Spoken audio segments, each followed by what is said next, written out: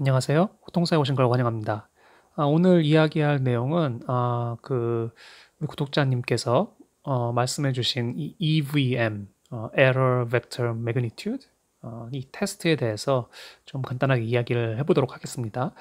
우선 저번에도 말씀드렸듯이 제가 이쪽 전문가는 아니고요. 그리고 이쪽을 테스트해 본 적도 없습니다. 사실 이게 보니까 좀 하드웨어 그 라디오 트랜스미터 리시버 테스팅하는 그러한 스페시픽한 아주 아마 R&D 쪽에서 많이 테스트를 하실 것 같고, 그다음에 어떤 프로덕트가 새로 나오면은 그런 것들이 이제 액셉턴스에 관련돼서 테스트를 하는 그런 부분인 것 같습니다. 그래서 제가 하는 영역이랑 좀 많이 다르고요.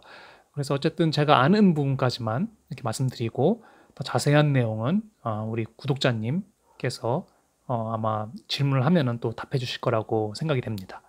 자, 그래서 우선 이 EVM, Error Vector Magnitude에 대해서 간단히 이야기하도록 해보겠습니다.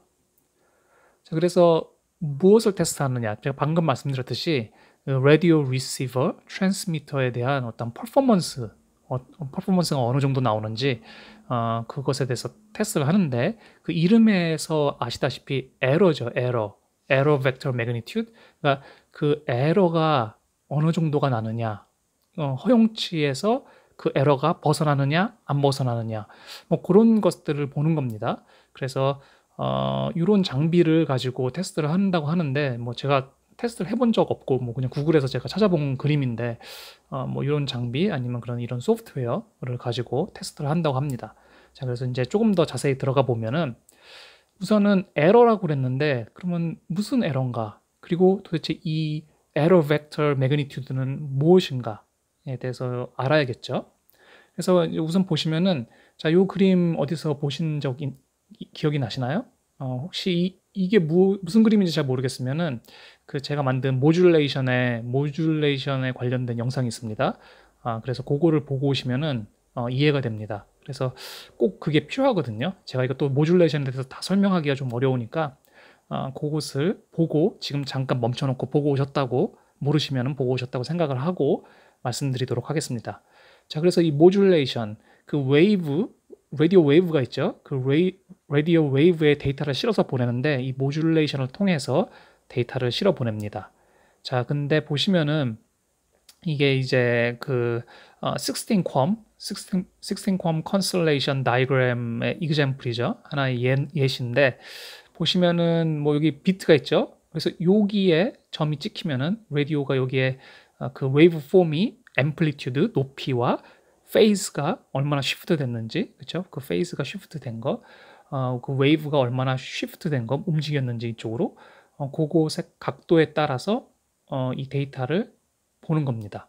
그렇죠? 그래서 여기에 그 데이터가 이 지점에 그 웨이브 폼이 보이면은 이 데이터는 1101 바이너리로 1101 데이터가 왔다라고 이제 인식을 할 수 있게 되는 거죠. 컴퓨터가 그 전파에 어떤 데이터가 실려오는지 알 수 있는데, 그래서 보시면은 이 16컴은 이렇게 구성이 돼 있죠.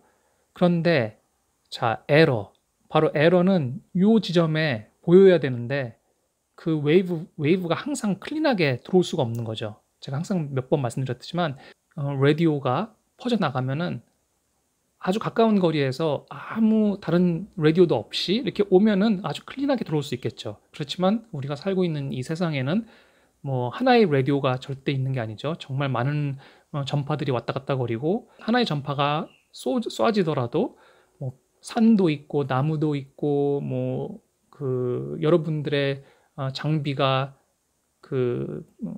뭐 방 안에 있을 수도 있고, 정말 많은 변수가 있죠. 그렇기 때문에 항상 아주 클린한 라디오가 전파가 들어오지 않습니다. 리시버로. 그다음에 그래서 받아봤을 때는, 그 라디오를 받아봤을 때는 이렇게 점이 찍힌다라고 볼 수 있죠. 그래서 여기 확대해 보면은 원래 이렇게 들어와야 되는데, 요 지점에 들어와야 되는데 여기도 찍히고 여기도 찍히고 여기도 찍히고, 그렇죠? 앰플리튜드와 페이스가 약간씩 다르게 들어올 수가 있다. 그렇죠? 이거는 당연한 겁니다. 그래서 에러는 사실 생길 수 있다가 아니라, 현재 상황에서는 에러는 항상 생깁니다. 그렇죠? 이 에러라는 것은 항상 생긴다.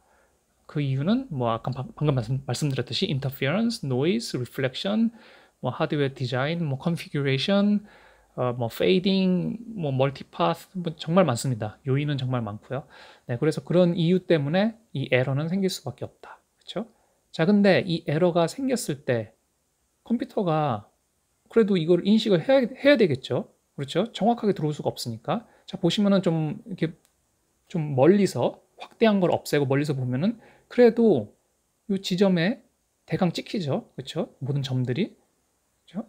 그렇게 되면은 이 지점과 요 지점과 요 지점과 요 지점 이게 구분이 되면은 그러면은 뭐 프로그램은 컴퓨터는 그것을 오차를 수정하는 그러한 알고리즘을 이용해서 이것을 받아들일 수 있겠죠. 근데 만약에 에러가 이 가운데 찍힌다.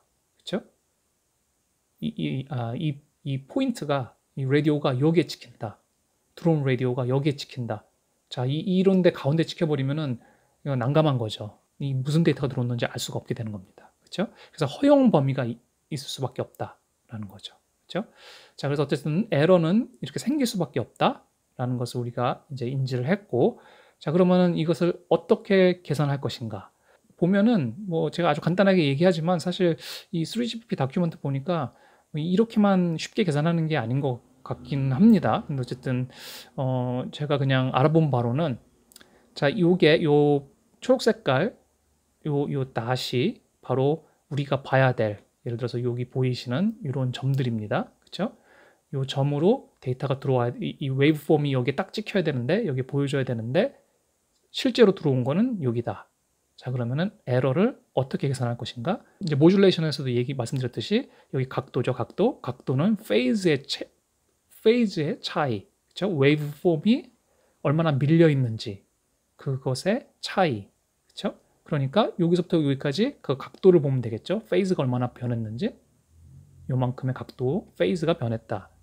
이만큼의 에러가 있다. 그렇죠? 자, 그다음에 여기서부터 여기까지의 길이는 바로 그 웨이브의 앰플리튜드, 높이겠죠? 그래서 그 높이의 차이, 여기서부터 여기까지의 길이, 여기서부터 여기까지의 길이 요만큼이 더 길어진 거죠.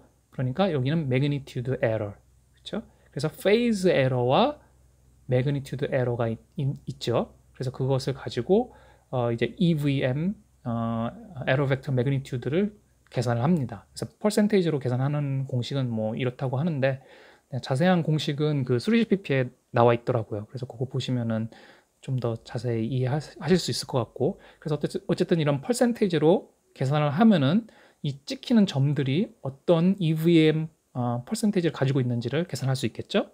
자, 그래서 그 계산값을 가지고 이제 허용치를 넘느냐 안 넘느냐를 알아야겠죠. 자, 그 허용치는 당연히 표준에서 알려줘야겠죠. 그래서 이 3GPP 이 다큐멘트를 보시면은 이 EVM에 대한 requirement들이 있습니다. 그렇죠? 그래서 이제 모듈레이션에 따라서 그렇죠? 모듈레이션에 따라서 BPSK, QPSK, 16컴, 64컴, 256컴 그렇죠? 이 모듈레이션에 따라서 EVM 퍼센테이지가 다르겠죠. 자, 왜 다를까요? 우선 왜 다를까요? 그 모듈레이션을 제 영상을 보셨으면은 이해가 쉽게 되실 텐데, 자, 이쪽으로 갈수록 이 밑으로 갈수록 모듈레이션이 점점점 복잡해지죠. 그렇죠? 점점 복잡해집니다. 그 말은 이 안에 정말 많은 컨스텔레이션 다이어그램 안에 많은 점들이 존재하는 거죠. 256컴부터는 뭐 엄청나게 많죠. 이 안에 점들이. 그 말은 아주 빽빽하게 데이터를 표현할 수 있기 때문에 더 자세하게 데이터를 표현해야 되기 때문에 약간의 페이즈 오차, 약간의 앰플리튜드 오차도 이 데이터를 망가뜨릴 수가 있습니다. 이해가 만약에 안 되신다면은 그 모듈레이션 제가 만든 영상을 보시면은 아주 쉽게 이해가 됩니다. 예, 왜 더 스트릭트한 EVM requirement가 필요한지 아주 쉽게 이해하실 수 있는데, 어쨌든 더 복잡한 모듈레이션을 쓰면은 아주 작은 오차만 허용이 된다라고 이해를 하시면 되고요. 그렇죠?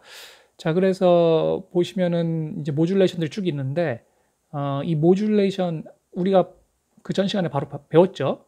피지컬 채널 중에 이제 요 PSS, SSS 이제 이게 primary synchronization signaling, secondary synchronization signaling, 그 다음에 broadcasting 하는 채널, PBCH, 그쵸? 그 다음에 control, downlink control 채널, uplink control 채널, 그쵸? 그 다음에 shared 채널, downlink shared, uplink shared 채널, 그쵸? 자, 보시면은 QPSK부터 256컴까지 쓰게 됩니다.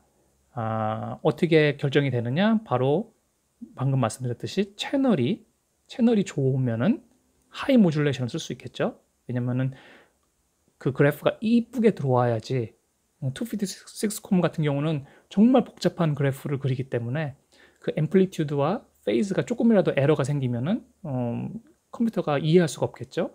그렇기 때문에 이 하이 모듈레이션을 쓰려면은 채널이 아주 좋아야 된다. 그렇기 때문에 EVM 퍼센테이지도 대단히 높죠. 3.5%가 넘어가면은 이 에러 퍼센테이지가 넘어가면은 쓸 수가 없는 겁니다. 이 256컴은. 그렇죠? 그래서 여러분들의 데이터는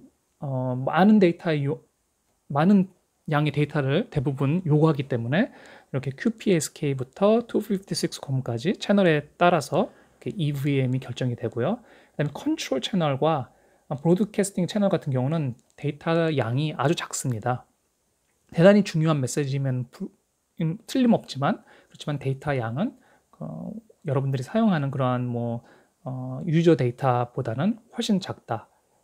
그리고 훨씬 작지만 정말 중요한 메시지고 이 메시지는 드롭되면 안 되겠죠. 어떠한 웬만한 상황에서는 정말 이 데이터는 핸드셋에게 가줘야 됩니다. 그렇지 않으면 핸드셋이 전화도 걸지 못하고 아무것도 하지 못하는 거죠. 그렇죠?